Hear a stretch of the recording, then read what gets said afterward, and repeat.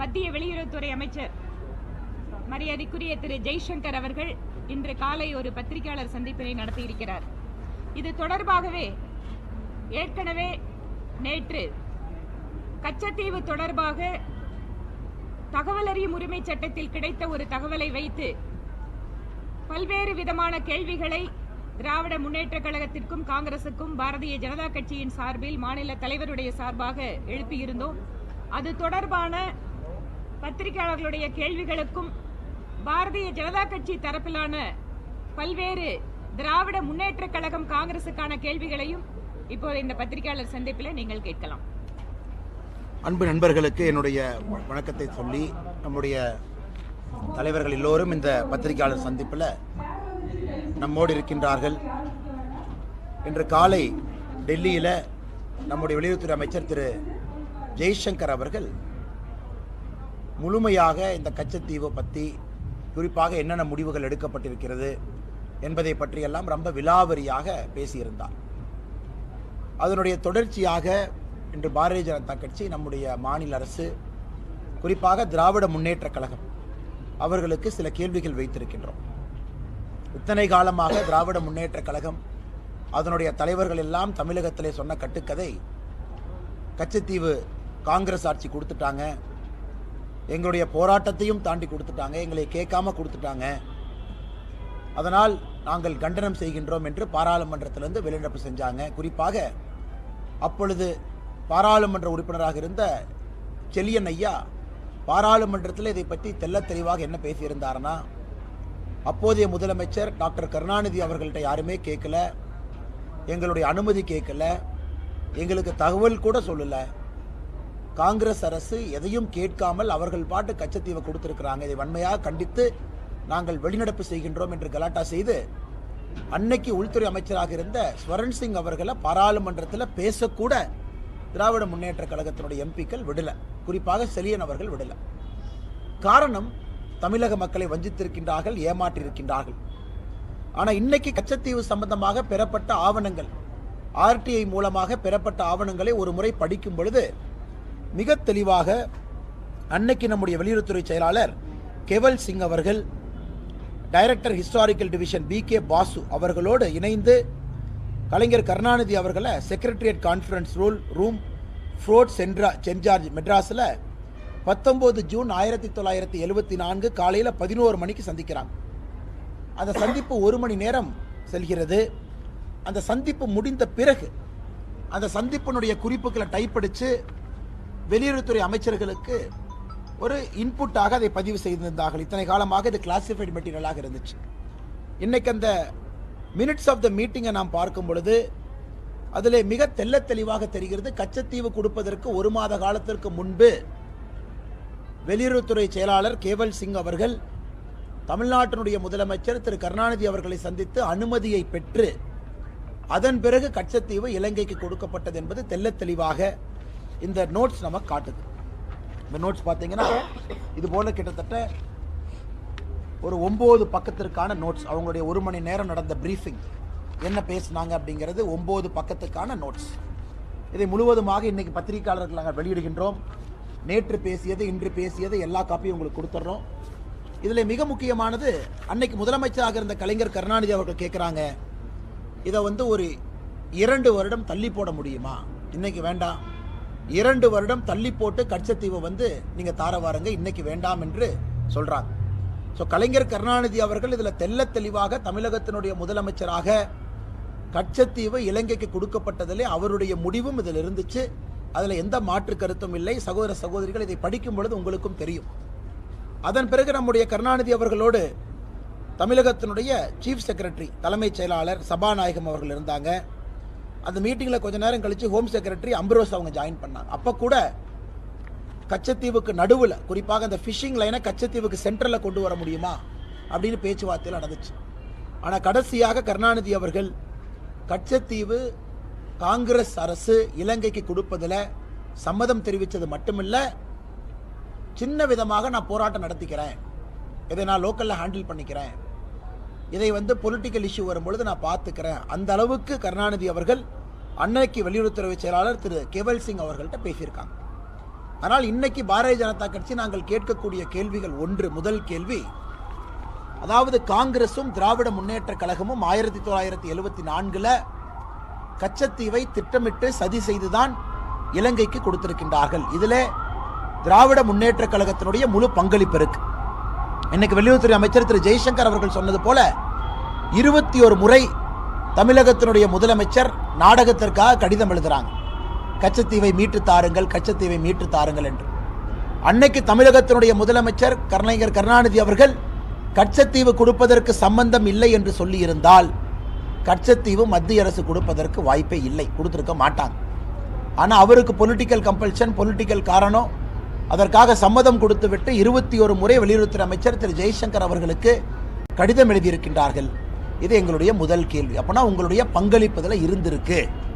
இன்னைக்கு தமிழகத்தினுடைய மீனவ சொந்தங்கள், குறிப்பாக ராமநாதபுரம் பகுதியில் கச்சத்தீவு கொடுத்த பிறகு இந்தியாவினுடைய ஜியோகிராபிக்கல் பவுண்டரி எல்லை சுருங்கி இருக்கிறது. அதற்கு காரணம் மாபெரும் துரோகம் செய்தது காங்கிரசும் திராவிட முன்னேற்ற கழகமும். இரண்டாவது, காங்கிரஸ் திமுக இருவரும் எப்பொழுதெல்லாம் சேருகின்றார்களோ அப்பொழுதெல்லாம் இந்தியாவினுடைய பகுதி ஏதாவது கொடுக்கப்பட்டிருக்கும்.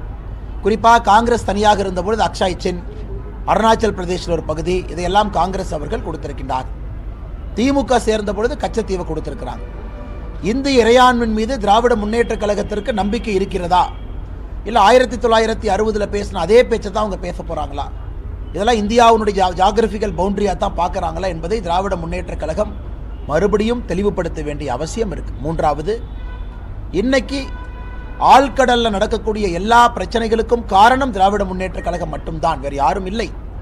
2014க்கு முன்பு நூற்றுக்கணக்கான மீனவர்கள் சுடப்பட்டு கொல்லப்பட்டதற்கும் திராவிட முன்னேற்ற கழகம் தான் தார்மீக பொறுப்பேற்க வேண்டும்.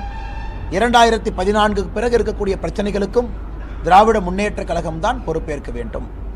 இன்னைக்கு பாரதிய ஜனதா கட்சி ஏத பொதுமன்றத்தில் வைக்கிறோம். எதற்காக இன்று பேசுகின்றோம்? உங்களுக்கு தெரியும், தமிழக பாரதிய ஜனதா கட்சி குறிப்பாக கடந்த சில வருடங்களாக கச்சத்தீவை மீட்க வேண்டும் என்ற கோரிக்கையை வைத்துக் கொண்டிருக்கின்றோம். மத்திய வெளியுறவுத்துறை அமைச்சர் திரு ஜெய்சங்கர் அவர்களை சந்தித்து தமிழக பாரதிய ஜனதா கட்சி அதிகாரப்பூர்வமாக ஒரு மனுவை கொடுத்திருக்கோம், கச்சத்தீவை மீட்க வேண்டும். இது எங்களுடைய ஸ்டேட்டட் கோல். அதில் நாங்களும் மத்திய அரசுக்கு தெளிவுபடுத்தி கொண்டிருக்கின்றோம். குறிப்பாக எல்லை சுருங்கிய பிறகு அது எப்படிப்பட்ட பிரச்சனைகளை உருவாக்கி இருக்கிறது.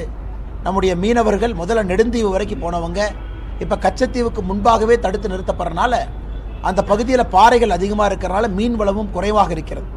அதனால் நம்முடைய மீனவர்கள் இன்டர்நேஷ்னல் பார்டருக்கு பக்கத்தில் போனாவே இலங்கை நேவி அவங்க கைது பண்ணுறாங்க. இதற்கெல்லாம் ஒரு பெர்மனன்ட் சொல்யூஷன் என்பது கச்சத்தீவு திரும்ப நம்முடைய நாட்டு கைக்கு வர வேண்டும்.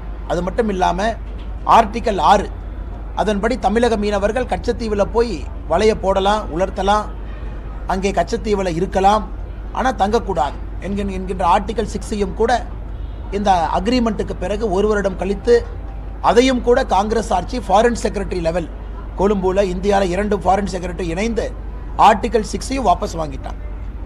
அதன் பிறகு முழுமையாக கச்சத்தீவு என்பது இலங்கைக்கு சென்று விட்டது. ஆனால் இன்றைக்கு எங்களுடைய நோக்கம் திராவிட முன்னேற்ற கழகத்தினுடைய போலி முகத்திரையை மக்கள் மன்றத்திலே அம்பலப்படுத்த வேண்டும்.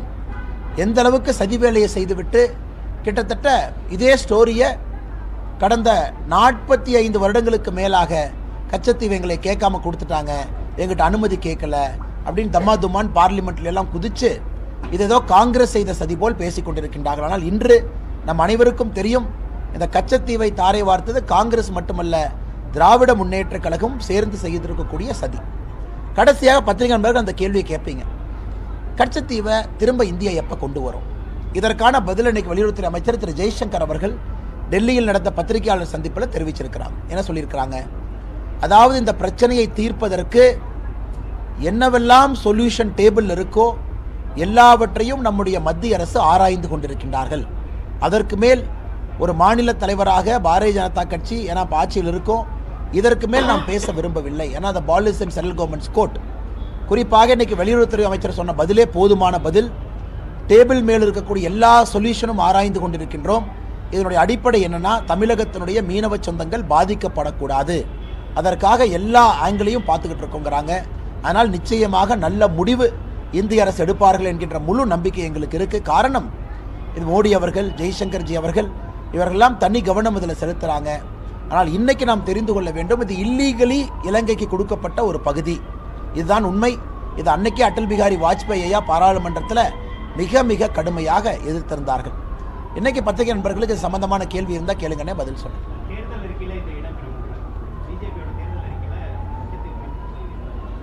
அண்ணா, தமிழக பாரதிய ஜனதா கட்சியினுடைய தேர்தல் அறிக்கையில் இது இடம்பெறும். காரணம், இது எங்களுடைய ஸ்டேட்டட் கோலுங்க அண்ணா. 2 ஆண்டுகளாகவே இதை பற்றி பேசிக் கொண்டிருக்கின்றோம். அதிகாரப்பூர்வமாக பத்திரிகை செய்திக்குறிப்பில் இருக்கு. இதை போய் வெளியுறவுத்துறை அமைச்சரை சந்தித்து எங்களுடைய மூத்த தலைவர் அண்ணன் பொன் ராதாகிருஷ்ணன் அவர்கள் தலைமையில் ஒரு குழு வெளியுறவுத்துறை அமைச்சரை சந்தித்து கிட்டத்தட்ட அரை மணி நேரத்திற்கு மேலே பேசி அஃபீஷியலாகவே தமிழக பாரதிய ஜனதா கட்சி சார்பாக கொடுத்திருக்கின்றோம். கச்சத்தீவு மறுபடியும் திரும்ப கொண்டு வர வேண்டும் என்று.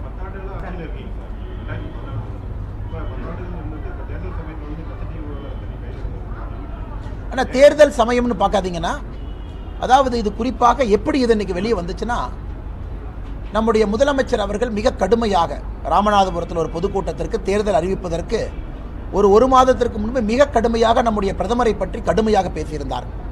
நான் லெட்டர் எழுதினேன், கச்சத்தீவே வரல, நாங்கள் துரோகிகள் அல்ல, கச்சத்தீவு எங்களுக்கு தெரியாமல் கொடுத்தாங்க, அது இதுன்னு பேசியிருந்தாங்க ராமநாதபுரத்தில் மீனவர்கள் சபையில். அதன் பிறகுதான் உண்மையாலும் இது என்னன்னு கண்டுபிடிக்கணும், திராவிட முன்னேற்ற கழகத்தினுடைய பங்கு என்ன இருக்கு. ஏன்னா ஒரு பக்கம் நாம சொல்லியிருக்கோம், நாம் எலெக்ஷனுக்காக கையில் எடுக்கல, 2 வருட காலமாகவே சொல்லிக் கொண்டிருக்கின்றோம் கச்சத்தீவை திரும்ப கொண்டு வரணும். இன்னைக்கு சொல்றதா அன்னைக்கு சொல்றாங்கண்ணா. ஸோ முதலமைச்சர் பேசிய பிறகு இதில் என்ன இருக்கு, என்ன நடந்திருக்குது என்று கண்டுபிடிப்பதற்காக ஆர்டிஐ மூலமாக அப்ளை செய்யப்பட்ட பொழுது இதெல்லாம் பொதுவெளியில் இல்லாத டாக்குமெண்ட். அதனால் வெளியுறவுத்துறை அமைச்சரவையில் அவங்க முடிவெடுத்தாங்க, பப்ளிக் இன்ட்ரெஸ்ட், தமிழக மக்களுடைய நலனுக்காக, இந்திய மக்கள் நலனுக்காக ஒரு கிளாசிஃபைடு இன்ஃபர்மேஷனை டீக்ளாசிஃபை பண்ணி ஆர்டிஐயில் அவர்கள் கொடுத்தார்கள். அது வந்ததே பார்த்தீங்கன்னா ஒரு வாரம் 10 நாட்களுக்கு முன்பு. இன்று இந்திய அளவில் இது பேசும் பொருளாக மாறியிருக்கிறது. குறிப்பாக இந்தியாவினுடைய முன்னணி ஆங்கில பத்திரிகை இதை 2 பாகமாக பிரசுரம் செய்த பிறகு எல்லா மக்களுக்கும் கூட என்னன்னு தெரிஞ்சிருக்கு. முதல்ல மக்களுக்கு உண்மை தெரியணும், ஹிஸ்டரி தெரியணும். இன்னைக்கு மக்களுக்கு உண்மையான சரித்திரம் தெரியப்படுத்த வேண்டிய கடமை இருக்கு. அது அந்த ஆர்டிஐ மூலமாக கிடைத்த டாக்குமெண்ட்டை மக்கள் மன்றத்தில் வைக்கிறோம். 2வது, இன்னைக்கு வெளியுறவுத்துறை அமைச்சர் சொல்லி இருக்கின்றார்கள், மீனவர்கள் பிரச்சனையை தடுப்பதற்கு எல்லா பாசிபிள் சொல்யூஷன்ஸ் நாங்கள் ஆராய்ந்து கொண்டிருக்கின்றோம் என்று சொல்லியிருக்கின்றார்கள். 3வது, தமிழக பாரதிய ஜனதா கட்சி அதிகாரப்பூர்வமாக கச்சத்தீவு திரும்ப வர வேண்டும் என்று சொல்லியிருக்கின்றோம். இதெல்லாம் தேர்தல் காலத்திற்கு முன்பிருந்து. ஆனால் அந்த டாக்குமெண்ட் ஏன் வந்துச்சுன்னா, திராவிட முன்னேற்ற கழகத்தினுடைய போலி முகத்திரையை மக்கள் பார்க்க வேண்டும் என்பதற்காக மட்டும்தான். உங்களோட குழந்தைங்க எப்போவுமே எலக்ட்ரானிக் கேஜெட்ஸ் மேலே ஆர்வமாக இருக்காங்களா? ஆர்சி பிளேன், ஆர்சி கார், இந்த மாதிரி எலக்ட்ரானிக் டாய்ஸ் வச்சு விளையாடிட்டு இருக்காங்களா? அவங்களோட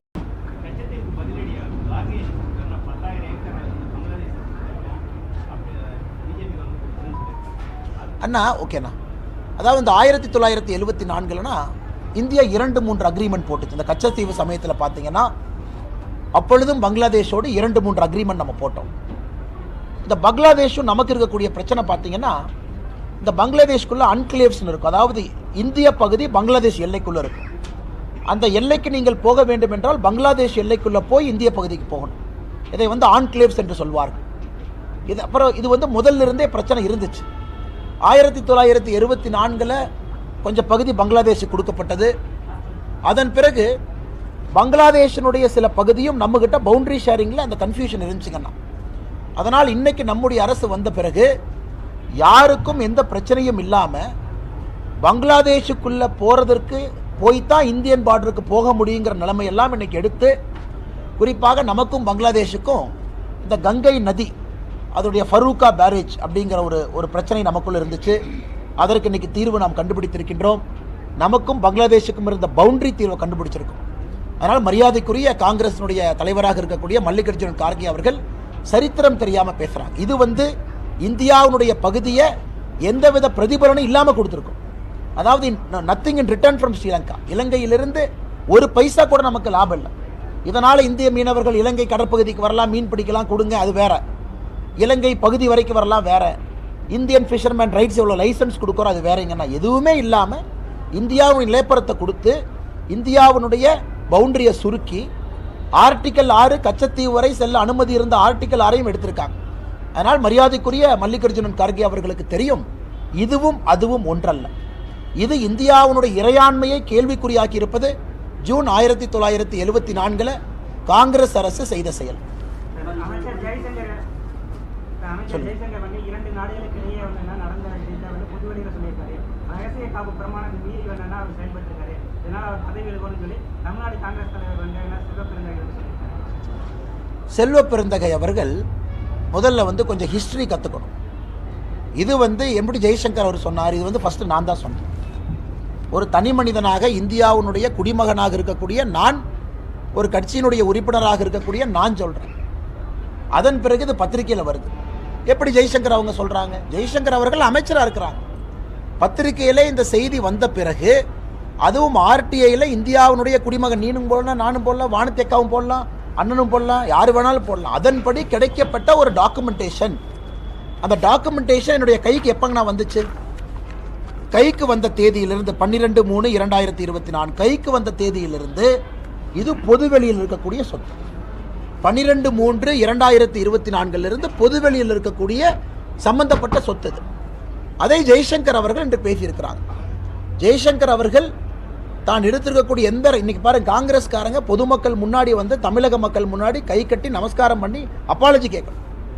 செய்த தவறுக்காக ஒரு மீனவ சொந்தங்களை போய் இன்னைக்கு வந்து அவங்க வந்து மன்னிப்பு கேட்கணும். திமுகவையும் கூட கூட்டிட்டு போய் தேர்தல் பிரச்சாரத்தை நிறுத்திட்டு அடுத்த 10 நாட்கள் வெறும் மன்னிப்பு பிரச்சாரம் மட்டும்தான் காங்கிரசும் திமுக நடத்துகிறாங்க. அந்த அளவு கொடுமையாக செய்துவிட்டு எதுவும் தெரியாமல் காங்கிரசுடைய மாநில தலைவர் அவருடைய தேசிய தலைவரை போல பேசினா என்ன பதில் சொல்றது?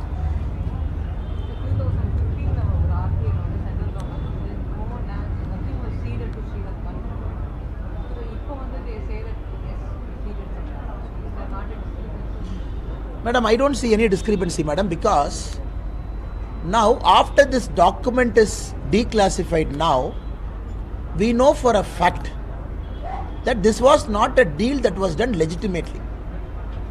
Meaning 1968 the Indian Prime Minister Madam Indira Gandhi and her counterpart from Sri Lanka Senanayaka ji both met. Even then there was a lot of questions over why the meeting happened on Katchatheevu. Now the document, as you are yet to read this, madam. Once you read it after the press conference, as a very reputed reporter, you will clearly understand that including the Attorney General and our senior bureaucrats and the Minister of External Affairs, they are very clear. India has a clear legal right over Katchatheevu. Despite all their file notings, they were overruled, and this Katchatheevu was given without any quid pro quo. So we have to understand, madam, Katchatheevu was clearly till 1948. It was given by East India Company under the Jamindari rights to Raja of Ramanathapuram from 1875 to 1948. Until then, Raja of Ramanathapuram enjoyed undisputed privileged rights, including collection of pearls from there. And the duty and everything was paid only to the Madras Presidency. Now, after 1948 only, the Ceylon government started raising objections saying that Katchatheevu is part of the Dutch map. At that point of time when Dutch were invaders in Sri Lanka, they were ruling.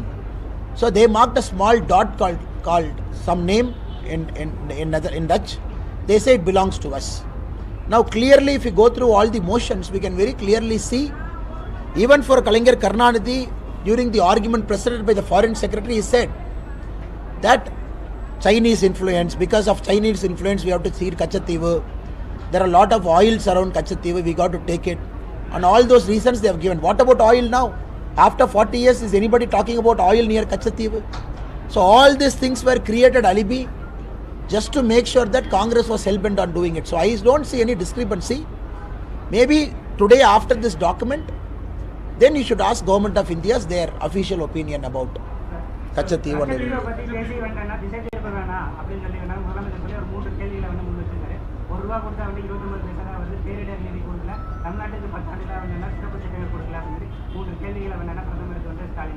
இதுக்கான முதலமைச்சர் அவர்களுக்கு selective amnesia இருக்கு. அவர் அப்பப்போ வானதி ஸ்ரீனிவாசன் அக்கா அவர்கள், நிர்மலா சீதாராமன் அவர்கள், நம்முடைய மூத்த தலைவர்கள்லாம் பதில் சொல்லிகிட்டே இருக்காங்க. அதை கேட்க மறந்துடுறாரு, இல்லை கேட்டால் அவருக்கு புரியறதில்லை. அதாவது முதலமைச்சர் என்ன சொல்கிறாருன்னா, கோபாலபுரம் அரசு போடக்கூடிய பட்ஜெட்டில் பட்ஜெட்ரி கிராண்டாக வர்றது மட்டும்தான் கணக்கு. இன்றைக்கி 45 லட்சம் விவசாயிகளுக்கு வருடத்திற்கு 6000 ரூபா வருது. கேஸ் சப்சிடி 400 ரூபா 300 ரூபா வருது. இதையெல்லாம் சேர்த்தக்கூடாதா? அதையெல்லாம் சேர்த்த மாட்டாங்களாம்மா. ஏன்னா அது மோடி ஐயா நேரடியாக கொடுக்கறதாம்மா. இங்கே ஒரு வீடு கட்டினால் 2,63,000 மானியம், அதையும் சேர்த்த மாட்டாங்க. ஏன்னா மோடி ஐயா நேரடியாக கொடுக்கறது. ஸோ வங்கி கணக்குக்கு மோடி ஐயா ஒரு ஏர்போர்ட் கட்டுறாங்க பாரத பிரதமர் அவர்கள் திருச்சியில், அந்த பணத்தை சேர்த்திக்க மாட்டாங்க. பாரத பிரதமர் நரேந்திர மோடி அவர்கள் இங்கே ஒரு போர்ட் கட்டுறாங்க, அந்த பணத்தை சேர்த்திக்க மாட்டாங்க. பாரத பிரதமர் நரேந்திர மோடி அவர்கள் ரயில்வே மூலமாக பணத்தை இன்வெஸ்ட் பண்ணுறாங்க, அதை சேர்த்திக்க மாட்டாங்க. ஸோ இவர்களை பொறுத்தவரை அந்த கணக்கு தனி. எங்களுக்கு பட்ஜெட்ரி சப்போர்ட்டாக என்ன வந்திருக்கோ அதை மட்டும்தான் எடுத்துக்கொள்வோம் என்று சொல்வது முட்டாள்தனமான வாதம். ஒரு முதலமைச்சர் அவர்கள் நான் பிடித்த முயலுக்கு 3 கால் என்று தொடர்ந்து சொன்னால் அது முதலமைச்சரை சந்தேகப்படுறதா முயலை சந்தேகப்படுறதா நீங்களே முடிவு பண்ணி. இதை நிர்மலா சீதாராமன் அவர்கள் மிக தெளிவாக சென்னையில் இன்க்ளூடிங் நம்பர்ஸோட பேசி டைரக்ட் டாக்ஸேஷன் இன்டைரக்ட் டாக்ஸேஷன் எல்லாம் பேசிய பிறகு முதலமைச்சர் அவர்கள் திரும்ப திரும்ப இதையே பேசி கொண்டிருக்கார். 33 மாதமாக அவர் செஞ்ச சாதனை என்னன்னு நான் கேட்குறேங்கண்ணா. அவர் செஞ்ச சாதனையை சொல்லட்டும். எதுவுமே செய்யாமல் 1960 அரசியலை கையில் எடுத்து சுற்றிக்கிட்டு இருக்காங்க. இரண்டாவது, தமிழ்நாட்டுக்கு கொடுத்த சிறப்பு திட்டங்கள் என்ன? ஒரு திட்டமே சிறப்பு திட்டம் தான். எத்தனை திட்டங்கள் வந்திருக்கிறது? 10,76,000 கோடி ரூபாய் தமிழகத்துக்குள்ள வந்திருக்கு. 15 அரசு மருத்துவ கல்லூரி வந்திருக்கு. திமுக இதுவரை 5 முறை ஆட்சியிலிருந்து உருவாக்கிய அரசு மருத்துவக் கல்லூரியை விட பாரதிய ஜனதா கட்சி இந்த 10 ஆண்டுகளில் அரசு மருத்துவக் கல்லூரி தமிழகத்திலே உருவாக்கி இருக்கின்றோம். அதே போல் ஒரு போர்ட் எடுங்க, உள்கட்டமைப்பு எடுங்க, ஏர்போர்ட் எடுங்க, எல்லா வசதிகளும் அடித்தட்ட பாருங்க, சாதாரண மக்களுக்கு கொண்டு வரக்கூடிய திட்டங்களை பாருங்க. எங்களை பொறுத்தவரைக்கும் எல்லாம் ஸ்பெஷல் திட்டம் தான். முதலமைச்சர் அவர்களுக்கு 50,000 கோடின்னு ஒரு திட்டம் போட்டால் தான் இவங்க தனியாக டெண்டர் கமிஷன்லாம் கொடுக்கணும்னு நினச்சாங்கன்னா அந்த மாதிரி ஸ்பெஷல் திட்டம்லாம் தேவையில்லை. மக்களுக்கு 10,76,000 கோடி முத்ரா கடன் தமிழக நம்பர் 1. இன்னைக்கு நம்ம கோயம்புத்தூரில் இருக்கிறோம், மாவட்டத்தில் நம்பர் 1. 2 லட்சம் கோடி ரூபாய் முத்ரா உள்ள நம்ம வாங்கியிருக்கோம். இது ஸ்பெஷல் திட்டம் இல்லையா? இந்தியாவில் நம்பர் 1 இருக்கும். இது ஸ்பெஷல் திட்டம் இல்லையா? அதனால் முதலமைச்சர் அவர்கள் கேட்குற கேள்விக்கு பதில் சொல்லணும். அதாவது எதற்காக நீங்கள் எங்களை கேட்காம கச்சத்தீவை கொடுத்தான்னு எதுக்கு சொன்னாங்க? அவருடைய பாராளுமன்ற உறுப்பினர் பாராளுமன்றத்திலிருந்து எதுக்கு வெளிநடப்பு பண்ணாங்க? அவங்க வெளிநடப்பு செய்த போது பேசின பேச்சு என்ன? ஆனால் இன்னைக்கு உண்மை வெளிவந்த பிறகு முதலமைச்சர் அவர்கள் தான் திசை திருப்ப முயல்கின்றாரோ தவிர உண்மையைத்தான் நாங்கள் மக்கள் மன்றத்திலே வைக்கின்றோம். ஆனால் கொஞ்சம் சத்தமாக சொல்லுங்கண்ணே. சாரிண்ணே.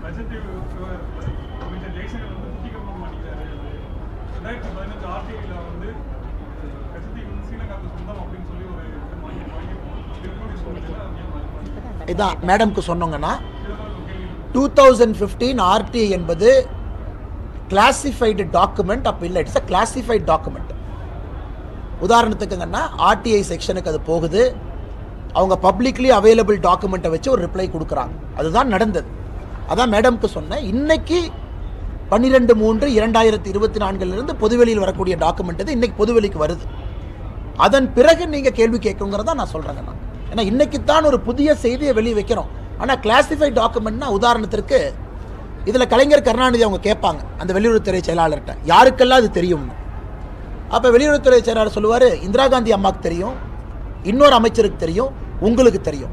நம்ம 3 பேர்த்துக்கு மட்டும்தான் அது தெரியும், வேறு யாருக்குமே தெரியாது.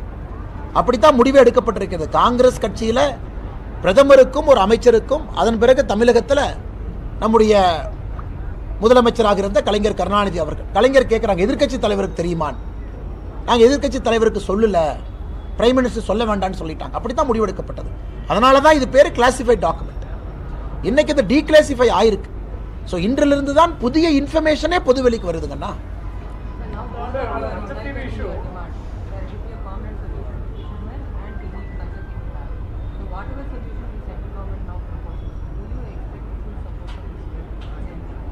Madam, they are duty bound to give support, madam, because they have created this problem. And Modi ji is trying to solve this problem. Who created it, ma'am? They created it.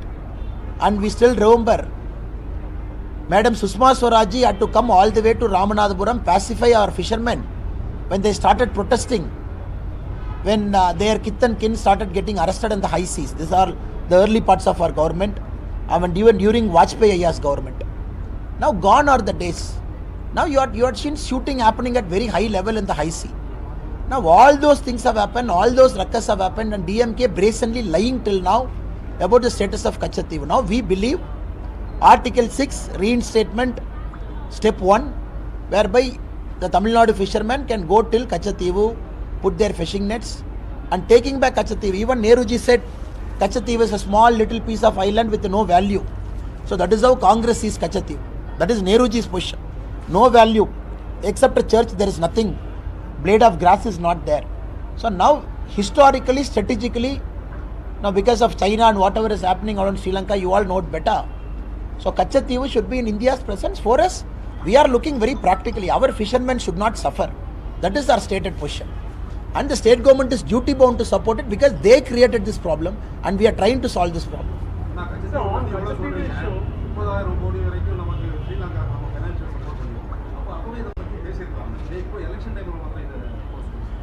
ஆனால் 1948 குறிப்பாக இந்த file நோட்டிங்கில் ஆரம்ப பகுதியை பார்த்தீங்கன்னா 1948 இலங்கை முதலாக கேட்குறாங்க கச்சத்தீவு எங்களுக்கு வேணும் அப்படின்னு முதலாக டிமாண்ட் வைக்கிறாங்க. அப்போ இந்திய அரசு அப்போவே யோசிக்கிறாங்க, குறிப்பாக வந்து பியூரோக்ரஸியில் மினிஸ்டர் ஆஃப் எக்ஸ்டர்னல் அஃபேர்ஸில் நாம் இலங்கையை கன்வின்ஸ் பண்ண முயற்சி பண்ணலாமா அப்படின்னு. அப்போ அவங்க சொல்கிறாங்க, இல்லை இலங்கையினுடைய பொலிட்டிக்கல் சிச்சுவேஷன் வந்து ப்ராப்பராக இல்லை. இது 1961 10/5 ஒரு காமன்வெல்த் செக்ரட்டரி குண்டிவி அவங்க ஃபைல் நோட்டிங்கில் இலங்கையினுடைய பொலிட்டிக்கல் சிச்சுவேஷன் ரொம்ப சரியில்லாதனால இதை பற்றி நம்ம பேசுகிறது சரியாக இருக்காது. ஆனால் நம்ம ஒரு விஷயத்தை புரிந்து கொள்ள வேண்டும், இந்தியா இலங்கைக்கு மட்டும் பணம் கொடுக்கல, $2.6 பில்லியன் எல்லோருக்கும் கொடுத்துருக்கின்றோம். அது குறிப்பாக நீங்கள் கொடுக்கலாம், சைனாக்காரன் கொடுப்பான். சைனாக்காரன் கொடுத்தா மறுபடியும் நம்ம எங்கே போகிறதுக்கண்ணா? அதனுடைய விளைவை நம்ம பார்த்துட்டோம். காங்கிரஸ் ஆட்சியில் இருக்கும் பொழுது குறிப்பாக 2009 போரை பார்த்தோம். குறிப்பாக இலங்கையினுடைய போர்ட்டெல்லாம் சைனா கண்ட்ரோலுக்கு போனது 2014க்கு முன்பு பார்த்தோம். 2014க்கு பிறகு மோடி ஐயா போராடி இன்றைக்கி இலங்கை முழுவதுமாக இந்தியாவோடு நட்புறவில் இருக்குது. இதுக்குள்ள நான் பேச விரும்பலைங்க, அதெல்லாம் வந்து எக்ஸ்டர்னல் அஃபேர்ஸ் மினிஸ்டர் பேசுகிற சப்ஜெக்ட். நாங்கள்லாம் சாதாரண ஒரு அரசியலில் இருக்கக்கூடிய தொண்டர்கள், அதனால் நமக்கு பேசினா சரியாக வராதுங்கண்ணா. ஆனால் நாம் இன்றைக்கி பேச வேண்டியது கச்சத்தீவு திரும்ப வர வேண்டும் என்றால் அது பண்டமாற்ற முறையில் வரக்கூடாதுங்க. இதை கொடுக்குற அதை கூடிய நாம் எதுவுமே வாங்காமல் தான் கச்சத்தீவை கொடுத்தோம். இலங்கைக்கு நாம் செய்திருக்கக்கூடிய உதவி என்பது தொப்புள் கொடி உறவு. ஏன்னா இலங்கை இன்னைக்கு குறிப்பாக சைனீஸ் இன்ஃப்ளூயன்ஸ்லேருந்து இந்தியாவின் பக்கம் இருக்கிறாங்க. ஆனால் எங்களுடைய உறுதியான எதிர்பார்ப்பு நிச்சயமாக வருகின்ற காலத்தில் அது நடக்கும் என்று நம்புகின்றோம்.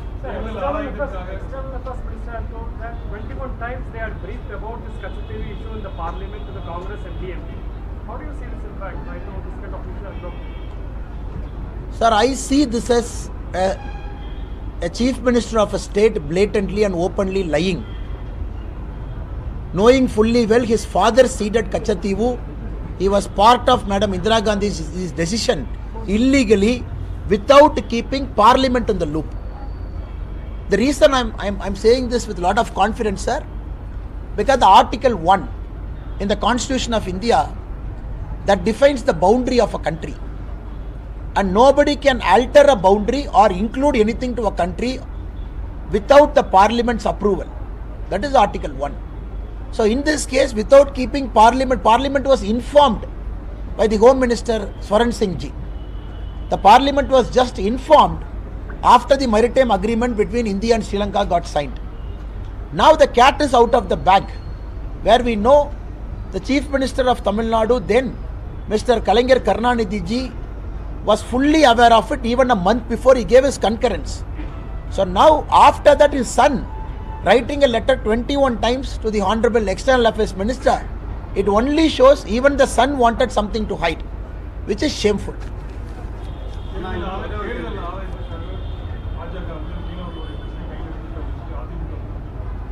ஆனால் இதில் என்ன தேர்தல் ஆதாயம் நான் கேட்குறேங்க. 2 ஆண்டுகளாக கச்சத்தீவு தமிழகத்தோடு இந்தியாவோடு இருக்க வேண்டும் எல்லாம் சொல்கிறோம். பொன்னாரண்ண தலைமையில் ஒரு குழு 2 ஆண்டுகளுக்கு முன்பே போய் நம்முடைய வெளியுறவுத்துறை அமைச்சரை பார்க்குறாங்க. அப்போ எங்கே தேர்தல் வந்துச்சுங்கண்ணே? முதலமைச்சர் அவர்கள் கச்சத்தீவை பற்றி பேசிய பிறகு ஆர்டிஐயில் போட்டு எடுக்கப்பட்ட டாக்குமெண்ட்டை பொதுவெளியில் விடுறோம். இதற்கும் தேர்தலுக்கும் என்ன சம்பந்தம்? இந்த தேர்தல் நேரத்தில் ஆனால் கச்சத்தீவு வரப்போகுது. இன்னைக்கு மக்கள் மன்றத்தில் உண்மையை சொல்கிறோம். மக்கள் மன்றத்தில் பாரதிய ஜனதா கட்சி எவ்வளோ சீரியஸாக இருக்குன்னு நம்ம சொல்கிறோம். நம்முடைய மீனவ சொந்தங்களுக்காக எவ்வளோ சீரியஸாக இருக்குன்னு சொல்கிறோம். அதாங்க நான் உண்மை. இன்னைக்கு எதிர்கட்சிகள் வந்து கையை பிசைந்து கொண்டு ஒரு கட்சி ப்ராப்ளம்ல இருந்தாங்க, இன்னொரு கட்சி சொல்யூஷன்ல இருக்க விருப்பம் இல்லை. நாம் என்ன சொல்றது? நான் உங்களை பத்தி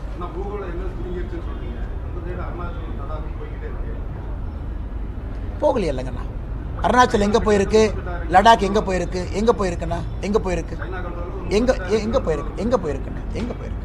1960 காலகட்டத்தில் நடந்த வாரில் சைனாவோடு அக்ஷாய் சின்ன கொடுத்தோம் அஃபீஷியலாக. அதை இன்னைக்கு சைனீஸ் ஆக்குபைடு காஷ்மீர்னு பேர் வேற வச்சிருக்கோம். அதே போல் அருணாச்சல கொடுத்தோம். இன்னைக்கு தவாங்குள்ள ஒரு பகுதி, இன்னைக்கு தவாங்குள்ள இந்தியாவுக்குள்ள இருக்கக்கூடிய தவாங்குக்கு போனாவே அங்கே இருக்கக்கூடிய சைனா பிரச்சனை பண்ணுறான்.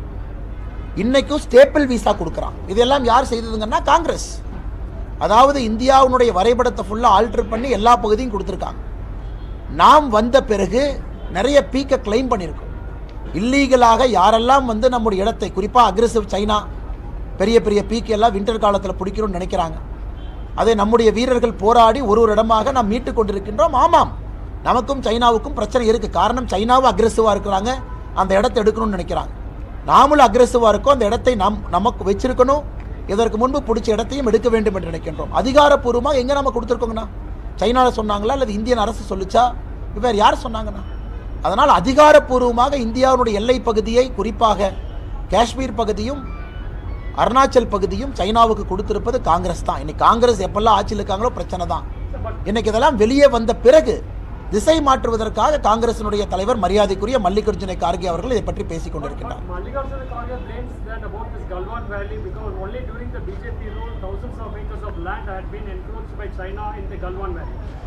Sir, I would like to remind you, the Defence Minister, Mr. A.K. Antony Ji, in 2011 in Parliament, he said, the best way to retain India's defence is not to do any developmental project in the border area. He said if you do developmental project in the border area, the neighboring countries will feel threatened. That is why in India's border area, not even a single road was put, not even a tunnel was built. That is A.K. Antony Ji of Congress government. Now after we have come, we are securing all the border areas. We are building tunnels, we are building 6-lane roads. The fighter jet bases are getting created. Transport flights are getting landed.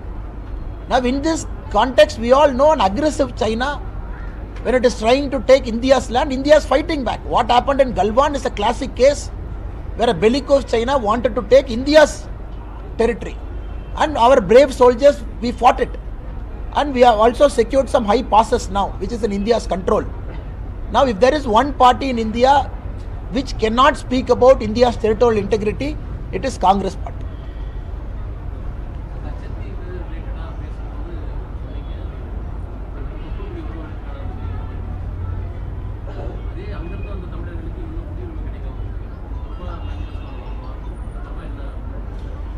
குறிப்பாக இதையும் நாம் சொல்லிக் கொண்டிருக்கின்றோம். இலங்கை தமிழர்களை பொறுத்தவரை குடியுரிமை கிடைக்காம இல்லைங்கன்னா, குடியுரிமை அவங்களுக்கு இருக்கு. 14 ஆண்டு காலம் இங்கே இருந்திருக்கணும், தொடர்ச்சியாக 11 வருஷம் இங்கே இருந்திருக்கணும், குடியுரிமை கிடைக்கும். எத்தனையோ பேருக்கு குடியுரிமை கிடைச்சிருக்கு, கிடைக்காம இல்லைங்கண்ணா. ஸோ குடியுரிமை யாருக்கும் மறுக்கப்படல. இந்த சிட்டிசன்ஷிப் அமெண்ட்மெண்ட் ஆக்ட் என்பது அது அந்த 5 ஆண்டுகள் யார் இந்தியாவில் வந்து 2014 வந்திருக்கிறாங்களோ அவர்களுக்கு குடியுரிமை கொடுப்பதற்காக கொண்டு வரப்பட்ட சட்டம் தான் சிட்டிசன்ஷிப் அமெண்ட்மெண்ட் ஆக்ட். ஆனால் இலங்கை தமிழர்களுக்கு யாரும் குடியுரிமை மறுக்கவில்லை, குடியுரிமை கிடைக்குது. நம்முடைய ஆட்சியிலையும் குடியுரிமை கொடுத்துருக்கோம். ப்ரொவைடட் 14 வருஷத்தில் 11 ஆண்டுகள் இந்தியாவில் வாழ்ந்திருக்கணுங்கண்ணா. இன்றைக்கி நம்முடைய அரசு வந்த பிறகு குறிப்பாக அமித்ஷாஜி அவர்கள் இதை பற்றி 2-3 இடத்துல கிளாரிஃபை பண்ணியிருக்காங்க. இது குறிப்பாக சிஏஏ என்பது ரிலீஜியஸ் பெர்சிக்யூஷன். அந்த நாடுகள்லாம் இஸ்லாமிக் ரிபப்ளிக் என்று சொன்ன காரணத்தினால் அங்கே இருக்கக்கூடிய மற்ற மதத்தினர் வெளியே வந்திருக்காங்க.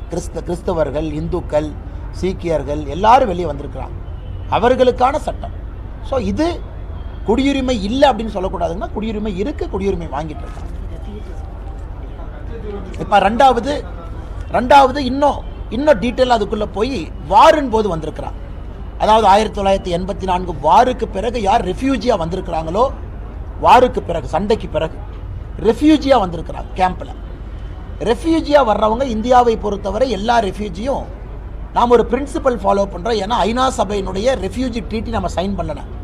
1951, 69 நம்ம சைன் பண்ணாதனால ரெஃப்யூஜிஸை பொறுத்த வரைக்கும் திரும்ப அந்த ஊரில் பிரச்சனை சரியான பிறகு அவர்கள் அங்கே செல்ல வேண்டும்.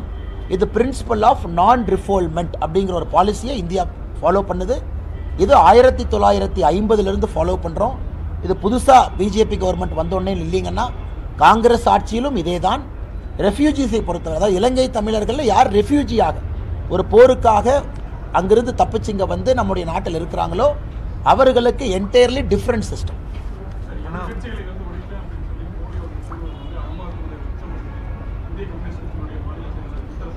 எதிர்கட்சிகளை ஒழிப்பேன் எங்கேயும் சொல்லலையாங்கண்ணா. எங்க மோடி எதிர்க்கட்சிகளை ஒழிப்பேன் என்று சொன்னார்? எங்கேயுமே சொல்ல. அண்ணாவது காங்கிரஸ் முக்த் பாரத் அப்படின்னு பிரதமர் சொன்னாங்க. அதாவது காங்கிரஸ் இல்லாத இந்தியா. அது என்ன அர்த்தங்கண்ணா? காங்கிரஸ் இந்தியாவிலே எங்கேயும் ஆளக்கூடாது என்பது எங்களுடைய நோக்கம். காங்கிரஸினுடைய சித்தாந்தம் ஆட்சியில் இருக்கக்கூடாது என்பது எங்களுடைய நோக்கம். அதுக்காக காங்கிரஸ் கட்சி இருக்கக்கூடாதுன்னு யாராச்சும் கிளம்பி இருக்கிறாங்கன்னா இல்லையே.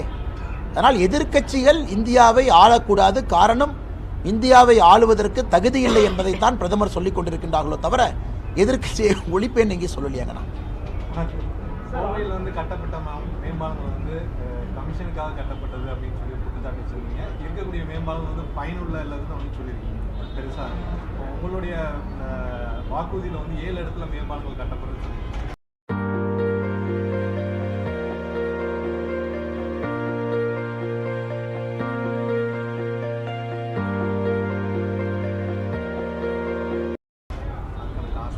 ஆனால் குறிப்பாக நீங்கள் பார்த்தீங்கன்னா இன்றைக்கி எங்கேயெல்லாம் மேம்பாலங்கள் கட்ட வேண்டுமோ 1 கிலோமீட்டர் 2 கிலோமீட்டர் 3 கிலோமீட்டர் கோயம்புத்தூருக்குள்ளே மேம்பாலங்கள் தேவை. சயின்டிஃபிக்காக டிராஃபிக்கை டீகன்ஜஸ்ட் பண்ணுறக்கு.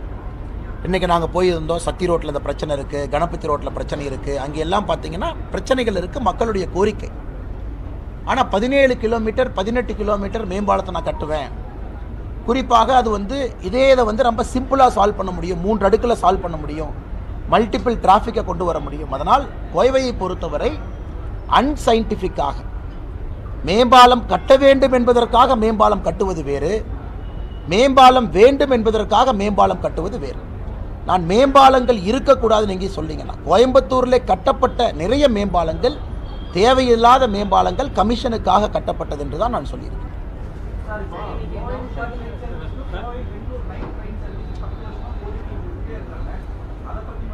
இப்போ தானே வந்தே பாரத் உங்களுக்கு ஆரம்பித்திருக்கின்றோம் கோவையிலிருந்து பெங்களூருக்கு. அதுவும் மக்களுடைய கோரிக்கை ஏற்று கம்ஃபர்டபுள் டைமிங் 6 மணி இங்கேருந்து டிபார்ச்சர். அதே போல் அங்கே இன்றைக்கி வந்தே பாரத் பார்த்தீங்கன்னா கோயம்புத்தூருக்கும் பெங்களூருக்கும் வந்தே பாரத் முதலாக வெற்றிகரமாக வந்திருக்கு. அதே ஒரு சாதனை தானுங்கண்ணா. அதை தாண்டி இன்னும் வந்தே பாரத் அதிகமாக இயக்கப்பட வேண்டும், அதுவும் மக்களுடைய கோரிக்கை. இன்னும் வேகமாக 5.5 மணி நேரம் 6 மணி நேரத்தில் போக முடியுமான்னு கேட்குறாங்க. அதனால் எங்களுடைய நிலைப்பாடு ரொம்ப தெளிவாக இருக்கின்றோம். குறிப்பாக Coimbatore central railway station officials railway மினிஸ்ட்ரியில் என்ன சொல்கிறாங்கன்னா, புதிதாக ட்ரெயின் இயக்குவதற்கு இங்கே வாய்ப்புகள் குறைவு, பிகாஸ் கன்ஜஸ்டட் ஸ்டேட்டில் இருக்குது. இன்றைக்கி நமக்கு இருக்கக்கூடிய வாய்ப்பு Peelamedu railway station, Singanur railway station இரண்டையும் கூட துரிதப்படுத்தி இன்னும் கொஞ்சம் பெரிய ரயில்வே ஸ்டேஷனாக மாற்ற வேண்டிய கட்டாயம் இருக்குது. இன்றைக்கி இந்த அமிர்த் பாரத் ப்ராஜெக்டில் கூட பார்த்தீங்கன்னா போத்தனூர் ரயில்வே ஸ்டேஷனை நம்முடைய அரசு கையில் எடுத்து பெரிதுபடுத்தி கொண்டிருக்கின்றோம். காரணம், புதிதாக ஒரு ரயில் ஆரிஜின் பாயிண்ட் கோயம்புத்தூர்லேருந்து ஆரம்பிப்பதே கடினம், பிகாஸ் உள்ளே வர முடியாத அந்த அளவுக்கு ட்ரெயின் இருக்குங்கிறாங்க. அப்படி இருக்கும் பொழுது பீலமேடு சிங்கானூர் இதெல்லாம் பயன்படுத்தி கோயம்புத்தூரிலிருந்து மரியாதைக்குரிய சகோதரர் சொல்வது போல இன்னும் புதிய வழித்தடங்கள் வேண்டும் என்றால், அதுவும் நம்முடைய தேர்தல் வாக்குறுதியில் ஒரு வாக்குறுதியாக வச்சுருக்கோங்கன்னா, இதே பாயிண்ட்டுக்காக தான் வச்சுருக்கோம்.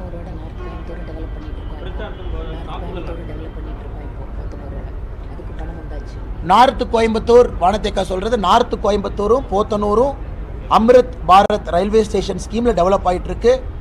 காரணம், டிராஃபிக்கை டீகன்ஜஸ்ட் பண்ணணும். நாங்கள் புதுசாக ப்ரப்போஸ் பண்ணியிருப்பது பீலமேடையும் சிங்கானூரையும் தரம் உயர்த்த வேண்டும் என்றும் சொல்லுகின்றோம்.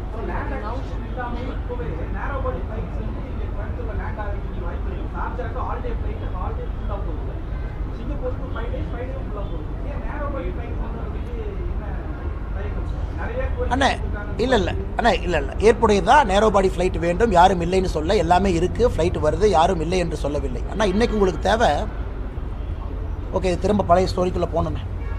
இன்றைக்கி நம்முடைய பிரச்சனை என்னன்னா, கோடு ஷேர் கேட்குறோம்.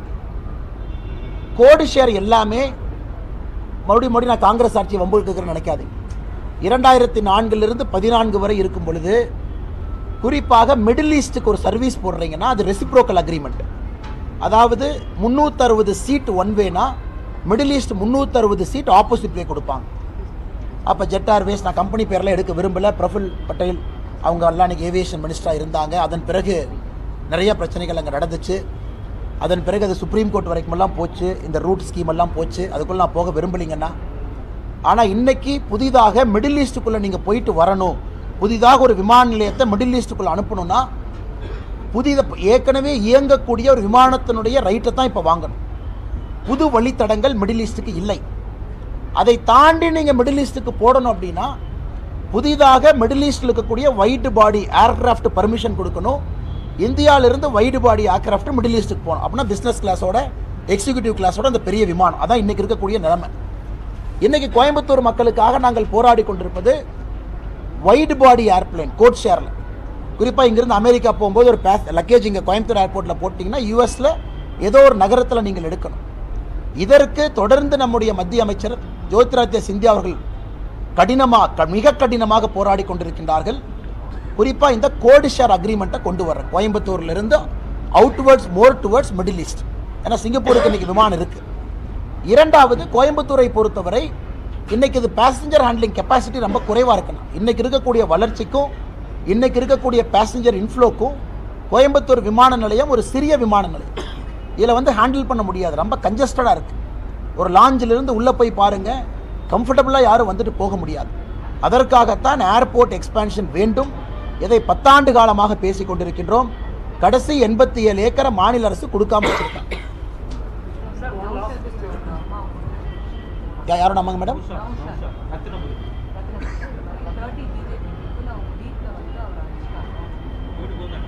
இதெல்லாம் அரசியல் எப்பவுமே கொடுக்கறதாங்க. அதாவது எங்களுடைய 3 தொண்டர்கள் வாக்கு சேகரிக்க போகிறாங்க. கல்லால் அடித்து கலாட்டா பண்ணி கைது செய்து 5 நாட்கள் கழித்து இன்னைக்கு திமுக காரங்கெல்லாம் போய் அவங்க அம்மாவை கிளப்பி கம்ப்ளைண்ட் கொடுக்குறாங்கன்னா கோயம்புத்தூருடைய அரசியல் எப்படி இருக்குன்னு பாருங்கள்.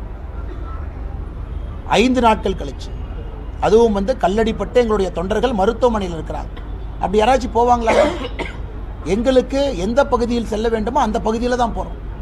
இத்தனை கோயம்புத்தூருக்குள்ளே இத்தனை இடத்துல போய் வாக்கு சேகரிக்கிறாங்க. எங்கேயாச்சும் பிரச்சனை வந்திருக்கா? இந்த நௌஷாத் என்கின்ற மனிதன் தானே பிரச்சனை ஆரம்பிச்சிருக்கான். இந்த ஏரியாக்குள்ளே வரக்கூடாது, இது நோ பவுண்ட்ஸ் ஏரியா, இது ஒரு பர்டிகுலர் சமுதாயம் மட்டும்தான் வாழுவாங்க, இதெல்லாம் பேசியது யார்? நௌஷாத்.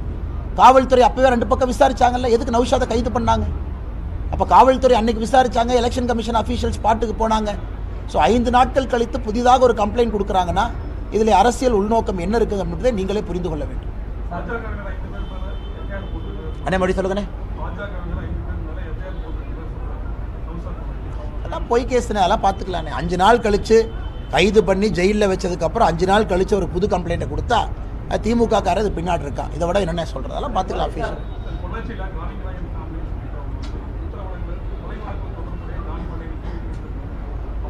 2021 ஜான் பாண்டியன் அவங்க எந்த சிம்பிள் நின்னாங்கன்னா, 2021 ஜான் பாண்டியன் அவர்கள் இரட்டை இலை சிம்பிள் எங்கே நின்னாங்க? எக்மோரில். அதற்கு முன்பு ஜான் பாண்டியன் அவர்கள் எங்கே இருந்தாங்க? இன்றைக்கே அந்த இஷ்யூவை கிளப்புறீங்க. 21 சட்டமன்ற தேர்தலில் ஜான் பாண்டியன் அவர்கள் போட்டியிடும் பொழுது இந்த பிரச்சனை எங்கே போச்சு? அன்றைக்கே யாரும் பேசலை. இன்னைக்கு 2024 ஜான் பாண்டியன் போட்டியிடும் பொழுது மட்டும் ஏன் பேசுகிறாங்க? எங்களை பொறுத்தவரை ஒரு கட்சி நீங்கள் நடத்தும் பொழுது சுப்ரீம் கோர்ட்டில் என்ன சொல்லியிருக்காங்க? அக்யூட்டல் சொல்லியிருக்காங்க. எமோஷனாக கட்சி நடத்த முடியாது. சுப்ரீம் கோர்ட்டினுடைய ஃபைனல் தீர்ப்பு என்ன? நாங்கள் எல்லோரையும் மதிக்கின்றோம், எல்லோரையும் சமமாக பார்க்கின்றோம். அப்படின்னா சுப்ரீம் கோர்ட்டினுடைய தீர்ப்பை எதிர்த்து இந்த கட்சி வேலை செய்யணுமா? சுப்ரீம் கோர்ட்டினுடைய ஃபைனல் தீர்ப்பு அக்யூட்டல் இருக்கு. ஸோ இன்னைக்கு நாங்கள் சுப்ரீம் கோர்ட்டினுடைய தீர்ப்பு தப்புன்னு நீங்கள் சொல்கிறீங்களா? அதனால் ஒரு கட்சி ஒரு தேசிய கட்சியாக நீங்கள் நடத்தும் பொழுது ஒரு சிஸ்டம், ஒரு ப்ராசஸ் தானே ஃபாலோ பண்ணும். இதே ஜான் பாண்டியன் அவர்கள் 2021 ரெட்டலை சிம்பல் நிற்கிறாங்க, அன்னைக்கு பிரச்சனை இல்லை. ஆனால் இன்னைக்கு ஜான் பாண்டியன் அவர்கள் தாமரை சிம்பல் என்ன பிரச்சனை? இது என்ன நியாயம்? அதுதான் நான் பதில் சொல்லியிருக்கேன். அப்போ உச்சநீதிமன்றத்தினுடைய தீர்ப்புப்படி தான் நாங்கள் போக முடியும். எல்லோரையும் மதிக்கின்றோம், எல்லோருக்கும் சமமாக இருக்கின்றோம். எங்களை பொறுத்தவரை ஒரு ஃபைனல் ஆர்டர் என்ன, அதை பொறுத்து தான் நாங்கள் முடிவெடுக்கின்றோம். அது 2021 ஒரு தன்மை, அது 2021 அப்புறம் இந்த 3 வருஷத்தில் நிலைமை எதுவும் மாறலிங்கன்னா, 2021 தேசிய ஜனநாயக கூட்டத்தில் இருந்தார், அன்னைக்கும் பாரதிய ஜனதா கட்சியில் இருந்தார். 2024 தேசிய ஜனநாயக கூட்டத்தில், இன்னைக்கு அதிமுக இல்லை, அவ்வளோதான். இந்த 3 வருஷத்தில் என்ன புதுசாக மாறி இருக்கு? எங்களுடைய டெசிஷன் நாங்கள் இன்னைக்கு மாத்திரக்கு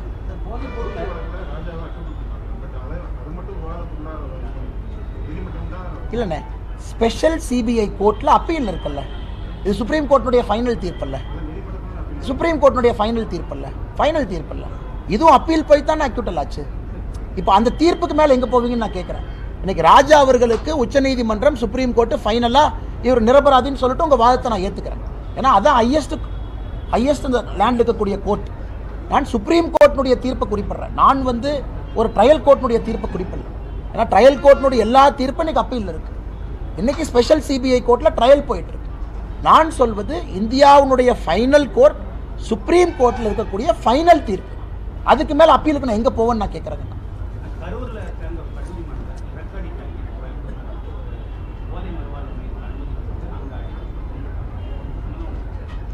யார் அடிச்சு கொண்டிருக்காங்கண்ணா? ஆனால் ஒரு விஷயத்தை தெரியாமல் பேசக்கூடாதுங்கண்ணா. தெரிஞ்சுக்கிட்டு இன்னைக்கு சாயந்தரம் உங்களை பார்க்கும் பொழுது பேசுகிறேன்.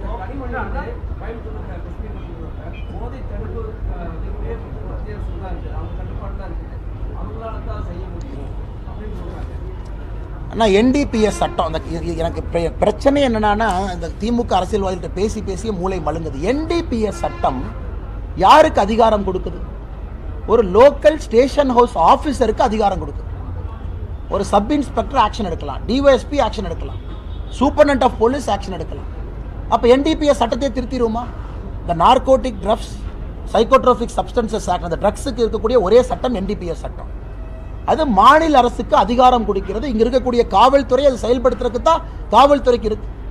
அதனால தான் தமிழ்நாடு அரசுலேயே காவல்துறையில் ஆன்டி ட்ரக் செல் வச்சிருக்காங்க. கனிமொழி அவர்கள் ஏதாச்சும் உளறாங்கன்னா எப்படி அதுக்கு நான் பதில் சொல்கிறேன்?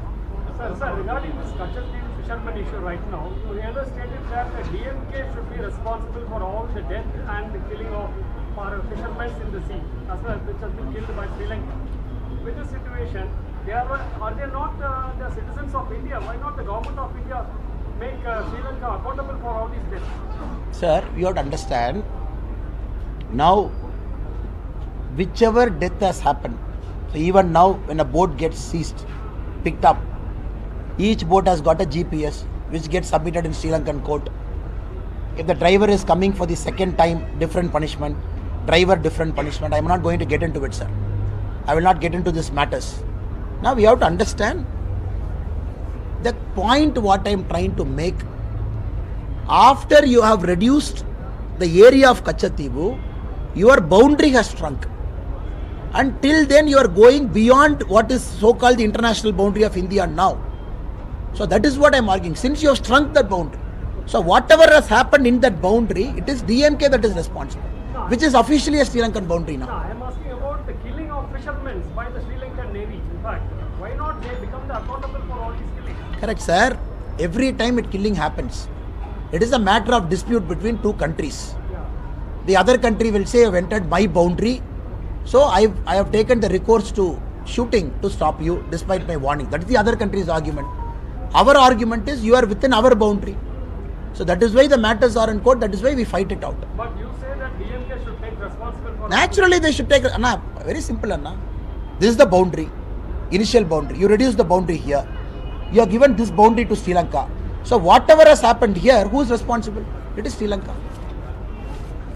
ஓகே, நன்றி. அண்ணா இதை வந்து இப்போ ஸ்கேன் பண்ணி குரூப்பில் போட்டுருங்கண்ணா. நீங்கள் எல்லாத்துக்கும் அனுப்பிச்சுருங்க. சௌமியா கிட்ட ஸ்கேன் பண்ணி அது அந்த காப்பி உங்களுக்கு ஸ்கேன் பண்ணி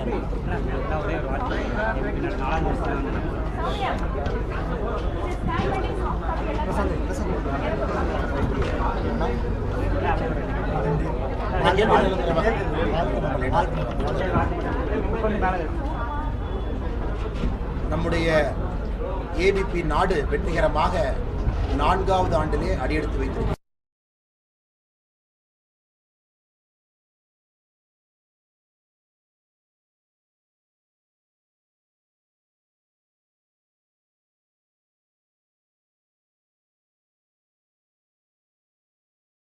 Another year is going to end, but your struggle with diabetes continues. Do you really want to enter the next year with the same high sugar levels, medications and strict diets? No, right? It doesn't matter if you have been diabetic for 10 years. It doesn't matter if your HbA1c is more than 10% or 12%. It doesn't matter if you're on insulin or medicines. My team has reversed diabetes for 14,000 plus people, and we can do it for you. Hi, I am Rinzi Maria, diabetes expert here at Sugar. Here, our team of doctors and coaches will hold your hand to show you a life without diabetes. A life where there are zero medications. A life where you can enjoy your favorite food. And most importantly, a life where you can sleep peacefully without the fear of diabetes complications. All of this is possible. Want to know how? Attend our live diabetes reversal webinar. Book your seat now.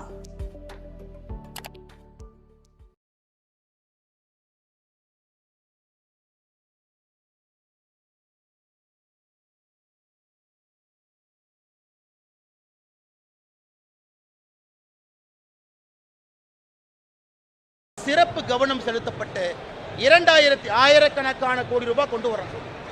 ஒரு MP எங்க இருக்கிறாங்களோ அடிப்படையோடு மாற்றி காட்டுகிறது. சபதம் எடுத்து பிரதமர் களமிறக்கி இருக்கின்றார். அந்த 700 நாட்கள் மக்களுடைய அன்புல பாரதிய ஜனதா கட்சி வெற்றி பெற்ற பிறகு அந்த 700 நாட்கள் நீங்க களப்பணியை பார்த்து தமிழக மக்கள் முடிவு செய்வார்கள். 234 234 பாரதிய ஜனதா கட்சி ஜெயிக்கும். அதனால் நாங்கள் ஒரு தேர்தலுக்கு ஓராண்டு 2 ஆண்டுக்கு வேலை செய்வர்கள் கிடையாது. கலாச்சார மாற்றத்திற்காக இந்த 2024 தேர்தல் இருக்கு. திமுக தேர்தல் அறிக்கை என்ன? திமுகவுக்கு தேர்தல் வருவதும் தேர்தல் அறிக்கை கொடுப்பதும் தேர்தல் அறிக்கையில் சொல்லியிருப்பதெல்லாம் செய்யாமல் இருப்பதும் அதன் பிறகு அடுத்த தேர்தல் வந்த பிறகு மறுபடியும் அந்த அறிக்கையை டைப் அடித்து சிலிண்டர் 100 ரூபா குறைக்கணும்னு சொன்னால் 500 ரூபான்னு போடுவோம், பெட்ரோல் 5 ரூபான்னு சொன்னால் 30 ரூபான்னு போடுவோம். இந்த தேர்தலும் பண்ண மாட்டாங்க. 2026 தேர்தல் பெட்ரோல் இலவசமாக கொடுப்பாங்க. பாருங்க, 2026 தேர்தல் பெட்ரோல் டீசல் இலவசம். வீட்டில் பைப் போட்டு விட்டுருவோம், நீங்கள் அப்படியே வண்டி கொண்டே ஓசை போட்டிங்கன்னா அப்படியே பெட்ரோல் உள்ளே வந்துடும். அதனால் சகோதர சகோதரிகளே, வீட்டில் டாய்லெட் பேப்பர் இல்லை என்றால் திமுகவுடைய தேர்தல் அறிக்கையை பயன்படுத்துங்க. பொட்டணம் கட்டுறதுக்கு வீட்டில் நம்முடைய சகோதரிகள் சாமானை வாங்குறீங்கன்னா திமுக தேர்தல் அறிக்கையை கழிச்சு பொட்டணம் கட்டுங்க. அதனால் சகோதர சகோதரிகளே, பாரதிய ஜனதா கட்சியினுடைய தேர்தல் அறிக்கை நான் சவால் விட்டுக்கிட்டு இருக்கேன். 295 பாயிண்ட் 2019 தேர்தல் அறிக்கையில் விட்டிருக்கின்றோம், சவால் விட்டுக் கொண்டிருக்கின்றோம். 295 நிறைவேற்றிவிட்டு 2024 தயாராயிருக்கு. 2019 பாரதிய ஜனதா கட்சியினுடைய தேர்தல் அறிக்கையை பாருங்க. இன்னைக்கு 2024 எங்க தேர்தல் அறிக்கை வரப்போகுது. 2024 தேர்தல் அறிக்கை வந்த பிறகு மக்களுக்கு தெரியும். 5 ஆண்டுகள்ல முழுமையாக 2024 தேர்தல் அறிக்கையும் நிறைவேற்றுவோம்னு தெரியும். இது ஏதோ இந்த காகிதம், இந்த போண்டா சாப்பிட்றதுக்கு, பஜ்ஜி சாப்பிட்றதுக்கு திமுகவுடைய தேர்தல் அறிக்கையை பயன்படுத்தும். கொஞ்சம் சத்தமா சொல்லுங்க. எனக்கு இந்த வேட்பாளர்கள் எல்லாம் மரியாதை இருக்கணும். எனக்கு என்ன அவங்களோட சண்டை? எங்களுடைய சண்டை ஏதோ தயவு செஞ்சு இந்த வேட்பாளர்கள், அதிமுக வேட்பாளர்கள், திமுக அவங்க வேட்பாளர், அவங்களோட சண்டை எங்களுக்கு இல்லை. என்னுடைய பிரச்சாரத்தில் அவங்க பேரை கூட நான் பயன்படுத்த போறது இல்லைங்க, பார்ப்பீங்க. அவங்களோட எனக்கு என்ன சண்டை? என் சண்டை அறிவாலயத்தோடு, என் சண்டை கோபாலபுரத்தோடு, என் சண்டை தமிழகத்தினுடைய ஆதிக்க சக்திகள் வளர்ச்சியை யார் தடுத்திருக்கின்றார்களோ அவர்களோடு. ஏன் சண்டை கீழே இருக்கவங்களோடு கிடையாது. இவங்களை போய் நில்லுப்பாங்கிறாங்க, நிற்கிறாங்க, அடிச்சு பிடிச்சி சீட்டு வாங்கிட்டு வர்றாங்க. ஆனால் சகோதர சகோதரி, இந்த தேர்தல் என்பதை ஏற்கனவே சொன்னேன். கோயம்புத்தூர்ல 3 வேட்பாளர்கள் நிற்கிறாங்க, 3 கட்சி. அவர்களுக்கான சண்டை இல்லை. ஒரு பக்கம் தர்மத்திற்கும் அதர்மத்திற்கும், இன்னொரு பக்கம் தமிழகத்தினுடைய அரசியலை அடியோடு மாற்றி காட்ட முடியும் என்ற கோவை பாராளுமன்ற தேர்தல், இன்னொரு பக்கம் வளர்ச்சி, நிஜ வளர்ச்சினா என்னன்னு காட்டக்கூடிய தேர்தல். அதனால் மற்ற வேட்பாளர்கள் என்ன வேணாலும் சொல்லட்டும், எல்லோரின் மீதும் எனக்கு மரியாதை இருக்கு. காரணம், 3 ஆண்டுகளாக, கிட்டத்தட்ட 33 மாதமாக நான் சண்டை வேட்பாளர்கிட்ட போட்டேன்னா, நான் இங்க இருக்கக்கூடிய அதிமுக நிர்வாகிகிட்ட போட்டேன்னா, இங்க இருக்கக்கூடிய திமுக மாவட்ட செயலாளர்கிட்ட சண்டை போட்டேன்னா, என் சண்டை என்ன என்பது உங்களுக்கு தெரியும். கோயம்புத்தூர் பாராளுமன்ற தொகுதியினுடைய மக்களுக்கும் தெரியும் அண்ணாமலை அண்ணன் சண்டை என்ன. அதனால தான் இன்னைக்கு நான் சொல்றேன், எல்லா அமைச்சர்களும் இங்கே இருப்பாங்க, பணத்தை கொண்டு வருவாங்க, 100 கோடி ரூபாயை கோயம்புத்தூர்ல செலவு பண்ணுவாங்க. ஆனா அண்ணாமலை இன்னைக்கு சொல்றேன், ஓட்டுக்கு 1 ரூபாய் அண்ணாமலை கொடுக்க மாட்டான். நீங்க பாருங்க, அடுத்த 40 நாள் பாருங்க, ஓட்டுக்கு 1 ரூபாய் கிடையாது, நத்திங். மக்களை நம்பி கோயம்புத்தூரிலிருந்து மாற்றம் ஆரம்ப என்று நம்பி பத்திரிகை நண்பர்கள் பூத கண்ணாடி போட்டு பாருங்க. பாரதிய ஜனதா கட்சி இந்த முறை எதுவும் செலவு பண்ண போறது. தமிழக வரலாற்றிலே செலவு குறைந்த தேர்தலாக கோயம்புத்தூர் பாராளுமன்ற தொகுதி தேர்தல் இருக்க வேண்டும் என்கின்ற சங்கல்பத்தோடு வேட்பாளராக வந்திருக்கு. தமிழகத்தினுடைய அரசியல் வரலாற்றில் இது போன்ற தேர்தல் செலவு இல்லாமல் ஒரு தேர்தல் நடத்த வேண்டும். மக்களுக்கு உண்மையான ஜனநாயகத்தை காட்ட வேண்டும். நெக்ஸ்ட் மீடியா நண்பர்கள்ட்ட சொல்றது, அடுத்த 40 நாட்கள் என்னுடைய பிரச்சாரத்தை, பாரதிய ஜனதா கட்சியினுடைய பிரச்சாரத்தை கோயம்புத்தூர்ல நீங்க பூத கண்ணாடி போட்டு பார்க்கணும். பாரதிய ஜனதா கட்சி ஏதாச்சும் ஒரு மாடல் கூட வயலேஷன் பண்றாங்களா, பூத கண்ணாடி போட்டு பார்க்கணும். நான் சவால் விடுகின்றேன், எதிர்க்கட்சி நண்பர்கள் 33 மாதமாக சம்பாதிச்ச ஆயிரக்கணக்கான கோடி ரூபாய் பணத்தை வந்து கொட்டுங்க, எல்லாத்தையும் இறக்குங்க, எல்லா அமைச்சர்களையும் கொண்டு வந்து கேம்ப் போடுங்க, முதலமைச்சரை வந்து தங்க வைங்க. ஆனால் கோயம்புத்தூர் மக்கள் இந்த முறை தமிழக அரசியலினுடைய மாற்றத்தை ஜூன் 4ஆம் தேதி கோயம்புத்தூர் பாராளுமன்ற தொகுதியிலிருந்து அதை ஆரம்பிப்பார்கள். அதற்கு நீங்களும் நானும் சாட்சியாக இருப்பேன். நான் ஏதோ பெரிய வேட்பாளர் அப்படிலாம் பார்க்காதீங்கண்ணா. கோயம்புத்தூரை மக்களை நம்பி அவர்களோடு சேர்ந்து மாற்றம் இங்கிருந்து ஆரம்பிக்க வேண்டும். 2 ஆண்டுகளில் இந்த மாற்றம் தமிழகம் முழுவதும் எடுத்துச் செல்ல வேண்டும் என்பதற்காக இங்கே வந்திருக்கக்கூடிய ஒரு சாதாரண நபராக பாருங்கள்.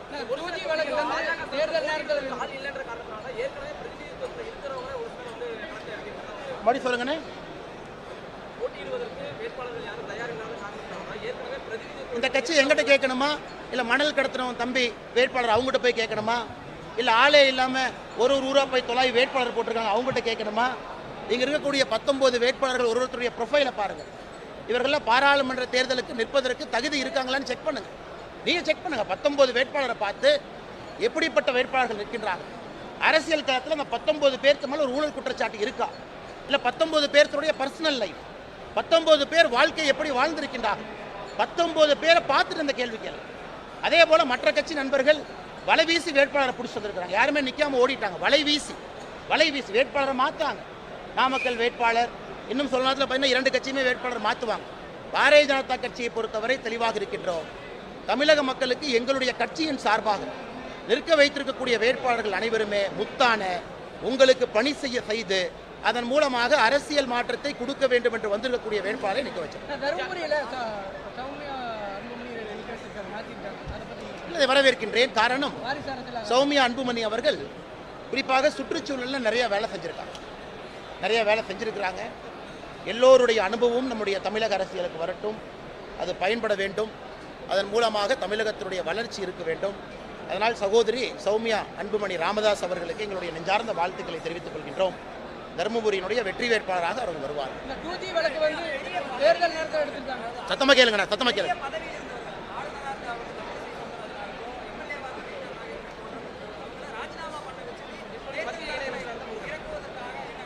நான் ஏற்கனவே சொல்லிட்டேனே, 2024 வேலை செய்து காட்ட வேண்டும். மோடி ஐயாவுடைய தெளிவான திட்டம். முதல்ல அப்படித்தாங்க நான் ஆரம்பித்தேன். ஆயிரக்கணக்கான கோடி ரூபாய் ஒரு தொகுதி கொண்டு வரணும். எல்லா அடிப்படை விஷயத்தை மாற்றணும். தமிழ்நாடு முழுவதுமே 2 ஆண்டுகளில் வளர்ச்சி பணியை கொண்டு வரணும். ஸோ மோடி ஐயா அவர்கள் 2024 பாரதிய ஜனதா கட்சியினுடைய எம்பிக்களுடைய வேலையை 2024 அசம்பிளி தேர்தலுக்கு பயன்படுத்த போகிறாங்க. ஒரு பெரிய திட்டத்தோடு களத்தில் இருக்கின்றோம். அனுபவம் வேண்டும், இளமை வேண்டும், நேர்மை வேண்டும், எல்லாம் வேண்டும் என்று 19 வேட்பாளர்களும் கூட அதன் அடிப்படையிலே கொண்டு வந்திருக்கிறார்.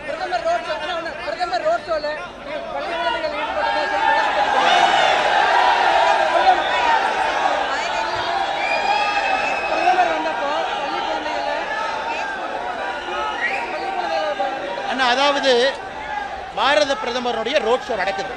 லட்சக்கணக்கான சகோதர சகோதரிகள் பார்க்க வர்றாங்க.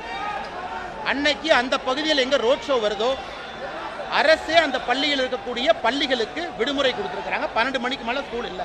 அந்த குழந்தைங்க எங்கே போவாங்க? விடுமுறை கொடுக்கப்பட்ட குழந்தைகள் தங்களுடைய பிரதமரை பார்க்கறதுக்கு அந்த குழந்தைங்க வந்து நிற்கிறாங்க. பள்ளி விடுமுறை கொடுத்தது யார்? நாங்களும் அரசா. 12 மணிக்கு கோயம்புத்தூரில் பிரதமர் வர்ற பாதையில் பள்ளிகளுக்கு விடுமுறை அளித்த பிறகு அந்த மாணவ செல்வங்கள் தங்களுடைய பிரதமரை பார்ப்பதற்காக வர்றாங்க. ஏன்னா அவங்க ஸ்டாலினை பார்க்க வர்றாங்களானே. இந்தியாவுடைய உலகத்தினுடைய தனிப்பெரும் தலைவன், விஸ்வகுரு, உலகத்தினுடைய தலைவன் எப்படி இருக்க வேண்டும் என்பதற்கு உதாரணமாக இருக்கக்கூடிய பாரத பிரதமர் நரேந்திர மோடியை பார்த்து இன்ஸ்பயர் ஆக அந்த குழந்தைங்க வர்றாங்க. அதனால் தயவு செய்து பாரத பிரதமரை ஒரு சாதாரண பெட்டிக்கடை அரசியல்வாதி மாதிரி ஒரு பெட்டிகளை போட்டு அடைச்சிடாதீங்க. ஒரு விஸ்வகுருவை பார்ப்பதற்கு குழந்தை வந்திருக்காங்க இல்லையா? பாரதிய ஜனதா கட்சி யார் போய் கூப்பிட்டா? 12 மணி ஸ்கூல் லீவ் விட்டது யாரு? லீவ் விட்ட பிறகு குழந்தைங்க எங்கே போவாங்க? அந்த குழந்தைகள் வந்து பார்க்குறாங்க. நாங்கள் போய் கூப்பிட்டு வந்தோமா?